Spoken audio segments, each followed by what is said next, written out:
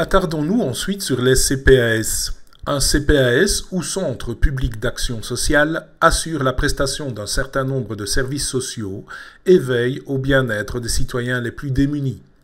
Bien que chaque commune soit chargée de la cohésion sociétale de son territoire, c'est-à-dire du collectif social, elle se dote d'un bras armé en matière individuelle. J'ai nommé le CPAS. Car en Belgique, de plus en plus de personnes ont des difficultés et disposent de moyens de subsistance insuffisants ou sont parfois même sans domicile fixe. Tout citoyen dans le besoin peut ainsi bénéficier de l'assistance sociale du CPAS, quelle que soit sa difficulté. Cette assistance sociale a d'abord pour but de garantir un revenu minimum à l'ensemble de la population, mais pas seulement. Plus que d'aide sociale, il est ainsi question d'action sociale. Logement, aide médicale, soins à domicile, mise au travail, médiation de dettes, aide psychosociale, assistance judiciaire. Ou encore, accueil de crise, aide concernant l'approvisionnement en énergie, entre autres. Le CPAS est donc aujourd'hui bien plus qu'un simple pourvoyeur de RIS, ce fameux revenu d'intégration sociale, comme nous l'explique ici Alain Vasson, directeur général de la Fédération des CPAS au sein de l'Union des villes et communes de Wallonie. Ça n'aurait échappé à personne que depuis maintenant 5, 6, 7 ans, le CPAS est devenu la porte d'entrée de beaucoup de personnes qui sont en difficulté au niveau de la population. En termes de revenus d'intégration, mais surtout d'aide sociale complémentaire, les chiffres sont nettement à la hausse.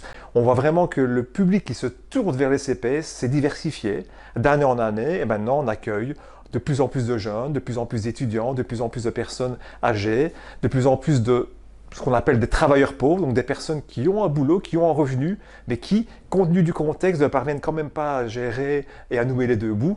Et donc le CPAS a dû adapter en conséquence les leviers dont il disposait, et donc les missions de CPAS. Actionner plus largement toute une série de dispositions pour justement aider les personnes à s'émanciper. Il y a évidemment la recherche de logement, il y a évidemment la recherche d'emploi, en complément de ce que le Forum peut faire, plus une série d'autres missions, mais il y a aussi des plus petites actions et des interventions qui sont devenues nécessaires.